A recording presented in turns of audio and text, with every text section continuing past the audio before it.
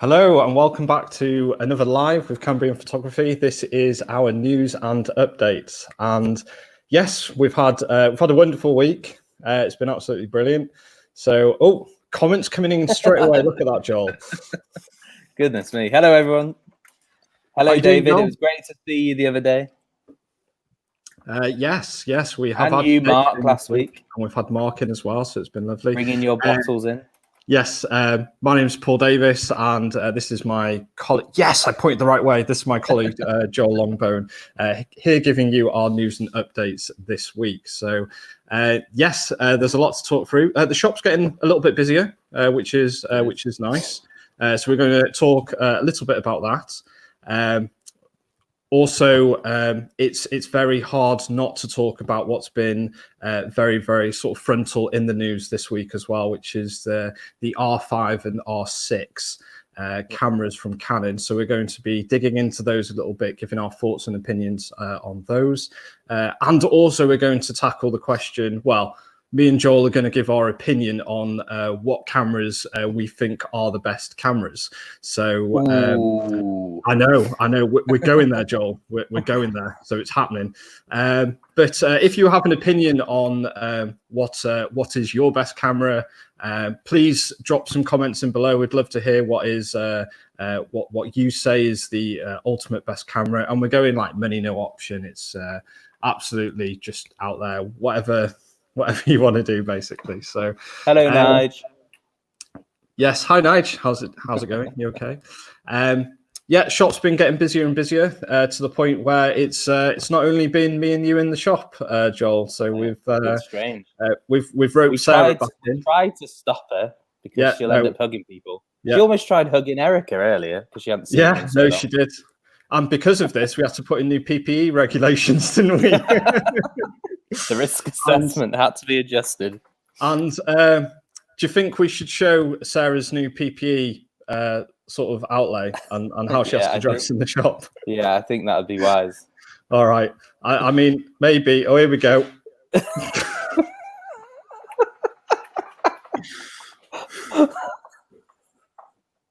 Oh, goodness. Wow. So it begins. Some of these artist skills are amazing. I know. How is it? Sarah's like a foot taller than she's ever been. Oh dear. Oh dear. Oh dear. Wow. How did you manage to get Sarah to wear a bag on her head? What?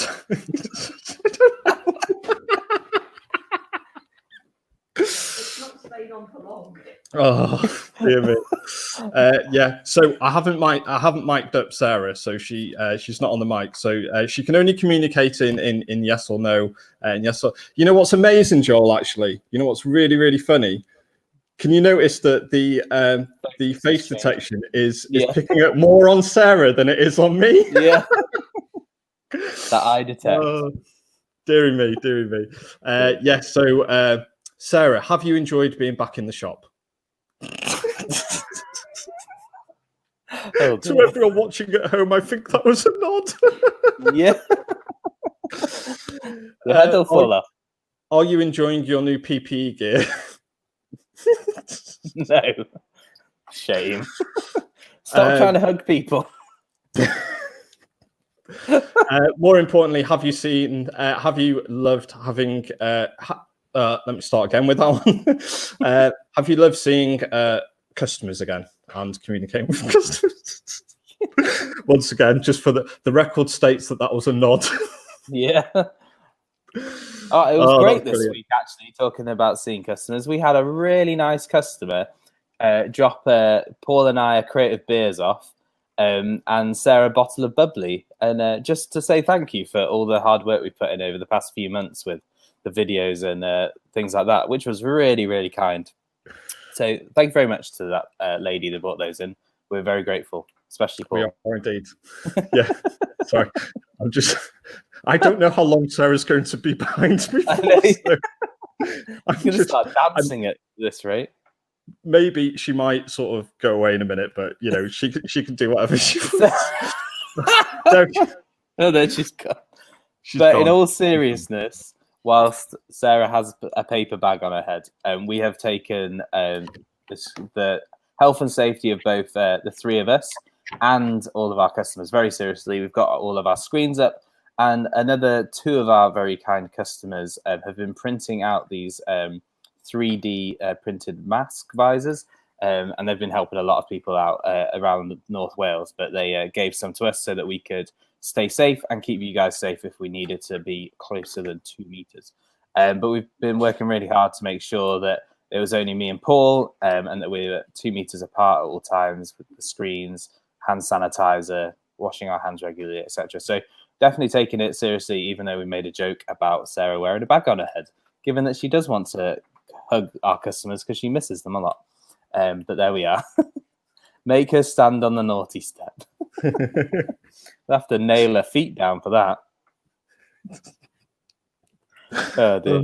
Paul's going to be gone in a minute. Yeah, I'm so, so, talking about exciting news this week, it's been amazing because it's interesting, I think, Paul, that Canon have made this announcement of the R5, especially, and the R6, because it's starting to show that like the mirrorless market is maturing, because you're at a stage now where the R5 is arguably one of the best cameras on the market, potentially. Obviously, once we get it and we can actually play with it for a few months and see how it holds up to the various use case scenarios. But the specs look insane, like 45 megapixel full frame, and it's IBIS, which puts it up against like the A7 range, like the A7 R3. And not the so 4, the in-body image stabilizer will give you up to 8 frames. Up to 8 stops of image stabilization, which is absolutely phenomenal. With the press release, which was done by Canon, there was sort of talks about some of the Canon ambassadors holding the camera up to 4 seconds and absolutely being pin sharp. So it's wonderful to see that IBIS sort of coming into the frame. Like you said, Joel, on the R5 is a 45 megapixel sensor, so massive megapixels. You've got the fast frames per second burst, so you've got the 20 frames per second in electronic and 12 in mechanical. But I mean, these are things that we've sort of seen with other cameras sort of in before. I mean, where Canon have really started pushing the boundaries is with the autofocus coverage and the autofocus. They've got the dual pixel AF system, haven't they? Which they certainly have, yeah. And 5,940 points. What is that about? Yeah, and it's intelligence. So we've seen intelligence from the Sony A7 III range, but Canon. I mean, we haven't seen one yet. We haven't played with one yet, but it looks like Canon are going to be taking it a step further with their deep algorithm learning, which is going to pick up on subjects, then pick up on faces if possible, then pick up on eyes if possible as well. And that goes for humans and also wildlife as well, including birds, which is going to be a big one. So, which is going to be amazing to see if it can do that effectively, because birds are very difficult. But it's also got the Digit X processor, so it's going to be lightning fast. Yeah, to handle everything, including God. It shoots 8K in RAW. What's that about? So that is bonkers. So I feel that the 8K is definitely put out there to make us get excited, and we are certainly excited about it. And 4K at 120 frames per second in log, that's with no crop. Yeah, and it will use the so you have this 4K high quality, which uses the 8K filming to make sure that you're not losing any of your colors when it converts down into 4K. So it means that you're getting 100% of the frame, and you're also getting sort of lossless sort of colors as well with it as well. So, but the other nice thing that you've got with 8K as well is that, I mean, we've seen this with we've talked about it with 4K, but now with 8K it's even bigger again, isn't it? Because you can take stills from your 8K. Now, stills coming off this camera in 8K is equivalent of, I don't know the exact number, but it's around 32 million pixels, which is absolutely bonkers. So, you know, where before we were going, yeah, you can film in 4K and take a still, you could probably get an A3 off it, but now, you know, we've been able to film in 8K, and you can really take those stills away from your images, which is really nice to see. I can't wait to get my hands on it. Yeah, no, I'm really looking forward to it. But I mean, it's a little bit pricey. We've got them available for pre-order. It is over £4,000. But because of that as well, Canon have released its little brother. So if we go back in time a little bit and we look at sort of what the 5D and 6D were doing, we're seeing similar within the R system now as well. So not only have we got the R5, but we've now got the R6 as well. So which is still got the Digic X processor or Digic 10 processor with inside of it. So it's still a very, very powerful machine. It's just the smaller brother, and a lot more of an affordable price point as well. But we've still got dual pixel AF as well. Yep. So all of the lovely things that we were seeing within the R5, we're seeing a lot of it come down into the R6 as well. So it's lovely to see. No water in that one. And yeah, it's going to be really, really good, because being able to have in-body image stabilization while being able to shoot 4K, it's just going to be insane. I was watching a video and they said they didn't even really have to use a gimbal for their shots, which is quite a statement to make. And then they also released 4 lenses, the 85 f2 STM, that's got image stabilization, the RF 100 to 500 IS USM L range for the RF mount, the 600 f11 IS STM, which is interesting because they're not terribly expensive, and the 800mm f11. Yeah. So it's quite an odd couple of lenses, but could be interesting for wildlife, sports, and like aircraft photography. They've gone back to that kind of old school trombone system. So they're kind of in and out rather than twist. They've also released, which will make a lot of wildlife photographers and sports photographers happy, a 1.4 and a 2x converter for the RF. So that's going to make a lot of people very happy that they'll be able to start using some of their lenses and get more reach. And then also, Canon weren't like holding back, were they? And they released the A3 printer in their image prograph range. So it's very, very good quality because they use a similar ink system, albeit 1 or 2 less inks than the Pro 1000 and that range. And it's got 10 pigment ink cartridges and a chroma optimizer, and it'll do A3+. So that's quite a combination given its price point, and the quality out of it's going to be fantastic, because we've been using our Pro 1000 for printing like our customers' stuff, and wow, just super sharp. The colors, the vibrancy is unbelievable. The range and the papers, the photospeed paper just looks stunning. So yeah, like people can get into home printing for not a huge amount of money really with that system and produce very, very good quality.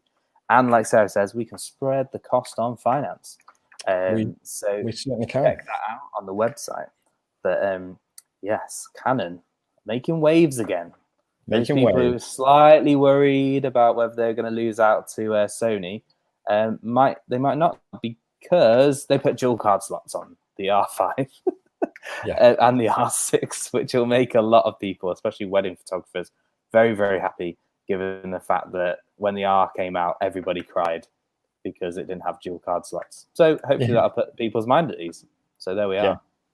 So in the R5, we are seeing the CF Express card and the SD card, purely because some of the things that the R5 can do, 8K.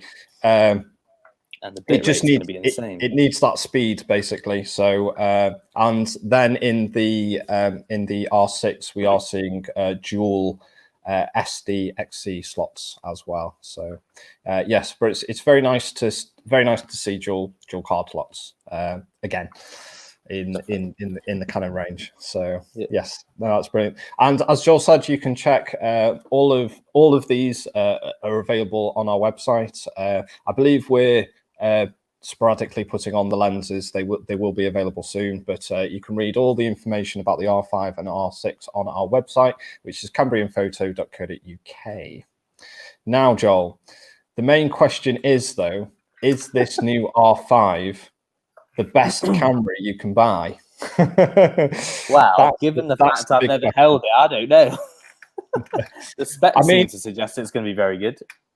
Yeah, I mean, let's before we dig too much into this, I would say, so let's put some potential restrictions on picking our sort of best cameras, because obviously we work with a lot of cameras. We use them professionally, and we also use them in a personal use as well. So let's go with the best camera in the world for us. In a personal use. Once again, money's no object, but after that you can sort of go wild. So just using for personal use. Have you got a camera in mind, Joel? I've got a few. You've got a few. Well, you need to kind of narrow it down. You can talk through your process if you want. So if it was just a camera that I could take everywhere, definitely be the RX100 Mark VII by Sony, because it's super fast autofocus, got a great lens range on it. It's really compact. It's still got a viewfinder, articulating screen. Yeah, it's just going to be an amazing kind of family camera. Like if you've got kids, go to the zoo, something like that. That would be a very good camera. I don't know, because we've played with things like the GFX 100, which is an awesome bit of kit, and you can produce images that are stunningly sharp and just oozes quality. But I think the EM5 Mark III with the 12-100 would probably be my camera. Joel, you were wrong, Q2. Well, in your opinion, David. We knew this was going to happen. I've never played with Leica Q2 properly, so I could be wrong. But I do like the idea of the EM5 Mark III. It's very good at video, very good at stills. The feature set inside Olympus at the moment is like crazy. The pro capture, the live time, live comp, that 12-100 f4, like it doesn't. Is like, how can you believe that they made such a good lens for £1,000 for that camera system? F4 all the way through. It's very good. The Ricoh GR3 is good for street for sure. I think it would be a bit too restrictive for me in terms of like with the kids and going out and about and things. Yeah, I don't know. I think those are mine. I can't think of anything else I'd rather have, really. How about you? But so you're picking the Olympus, or you're still on the fence? So. I don't know. I think the Olympus. It's funny that you mentioned a compact camera as well, though. That's nice to hear. So even when money's no object, you're actually thinking sort of. Well, it is quite an expensive compact. Yeah, but like money's no object. Like it doesn't matter. Like money doesn't. The fact it's got the 1-inch sensor and it's got like the same autofocus as like their kind of top of the line mirrorless setup kind of gives it away as to how good it is as a camera. I've got the RX100 Mark VI, and that is, until I had the A7 III, it was the fastest autofocusing camera I'd ever owned. Well, there you go. That was a compact. So yeah, it kind of blows you away, really.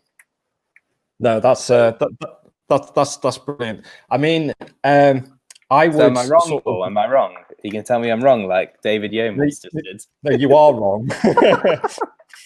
And I'll give you a couple of reasons why you're wrong. Well. Will you now? Yeah, no, I will. Yeah. So, I mean, one thing that one of the cameras that sort of popped into my head, if because I'm guessing you're along the same lines as me. So we've both got kids at home and things like that. So we're looking for something fairly small and compact to actually carry with us. Mine would be the RX1R. So the full frame 24mm compact camera from Sony, which we do have available on our website as well. Which reminds me, as Sarah's just said, the X100V. Of all the cameras I've ever owned, the X100 series has been far and away my favorite camera, and it will always remain so. Whilst it is very kind of restricted in that you only have the 23mm, Sarah's right, I am lusting over an X100V, especially with a weather-resistant kit on it, because it becomes waterproof almost. Yeah, it does. And they've got a new lens on it. It's 24 megapixels. It's just, and the Fuji colors. Yeah. Okay. It's not full frame like your choice, but yeah, but you've picked an Olympus anyway, so I don't know what you're on about. So you're contradicting yourself. I don't even need to be here to argue with you because you can't even make a decision yourself. Just so many good cameras. I know that's the thing now. I think ultimately the one I would pick though is that new Panasonic. So the one that we saw. That's going up against the ZV-1, which is another fantastic compact camera. David's going to say you're wrong and say the ZV-1 is the best vlogging camera. Wait for it. He'll tell you. Yeah, no, he will.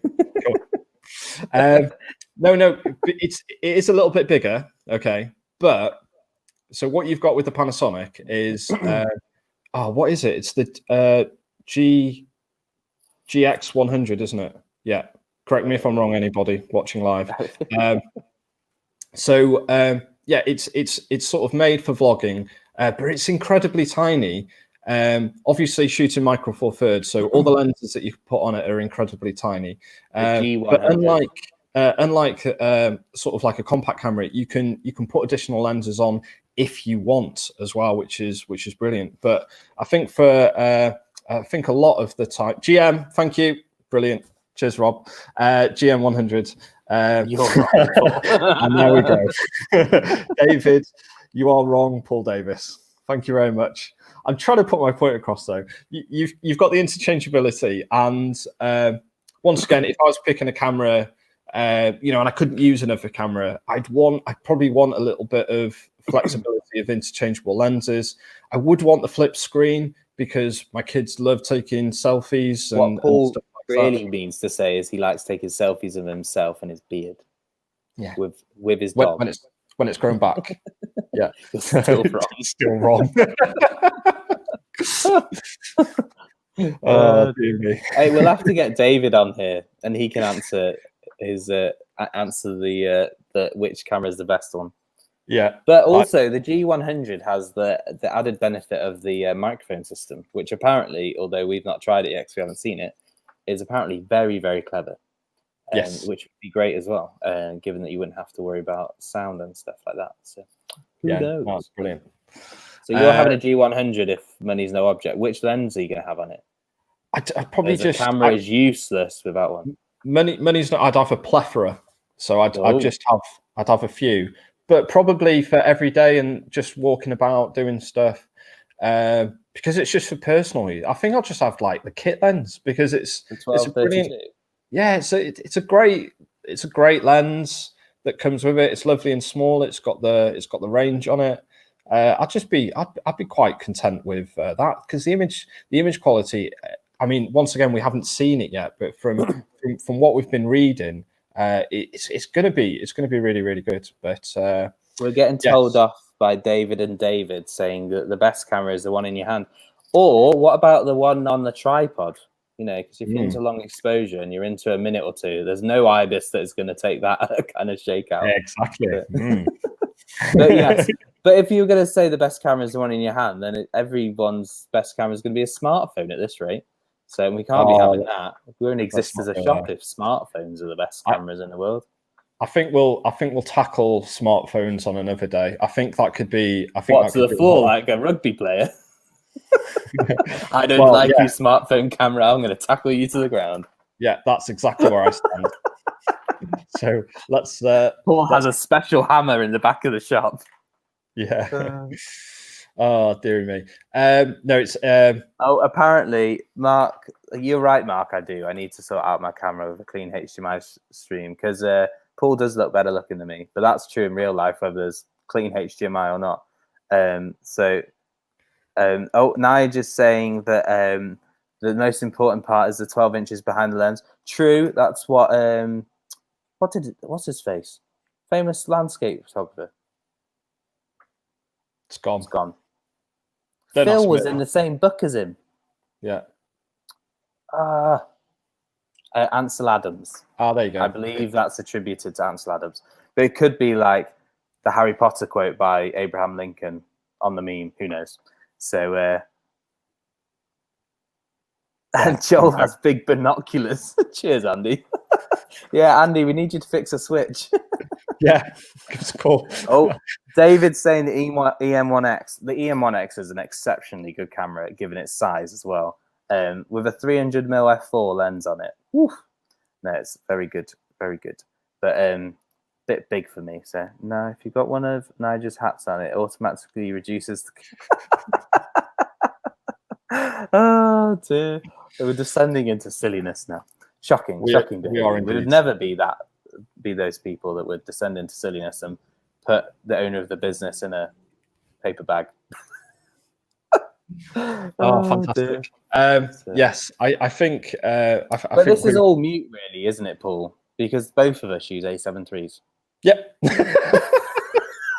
So arguably that must be the best camera because we've both got one. I think once again when we looked at, because once again we needed tools to do an absolute an array of things, didn't we?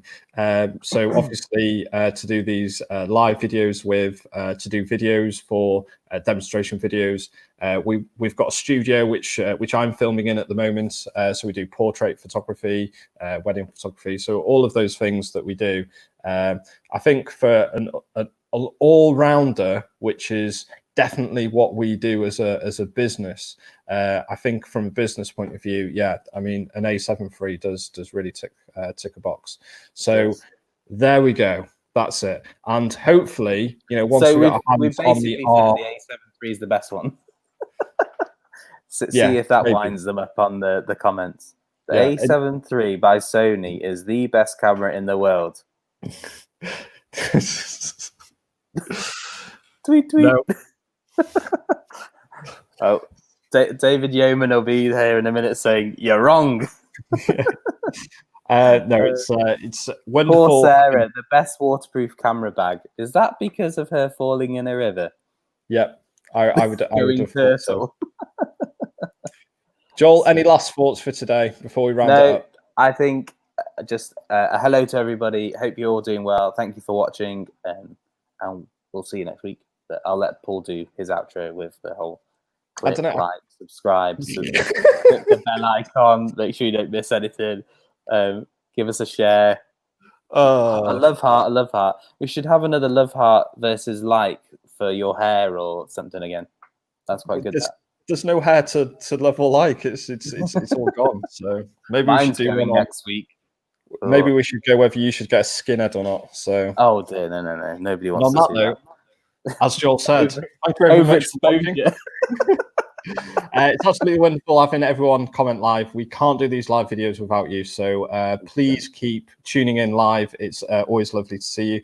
You can watch these videos after the fact as well on our YouTube page and our Facebook page. If you haven't already, make sure that you subscribe and like our Facebook and YouTube pages. hit the like button. You can still comment after the fact as well. And make sure you hit notifications on reminders so you know next time that we're going live. Not a chance, David. He's saying number one for Joel. Oh dear. I think I'd have a divorce after that. The number one for Joel. Not be happy. Yeah. Let's hashtag that. Hashtag number one for Joel. Crying face. Crying face. On that note, thank you very much from me and Joel. I looked the wrong way. Which way is it? That way. That way. Joel, say goodbye. Bye. See you next week at 4:30. Indeed. Everyone have hashtag number one for Joel. Oh, come on now. Be all over Instagram everyone, at this rate. Have a good weekend, and we'll see you next Saturday at 4:30. Bye-bye for now. Cheers, guys. Bye.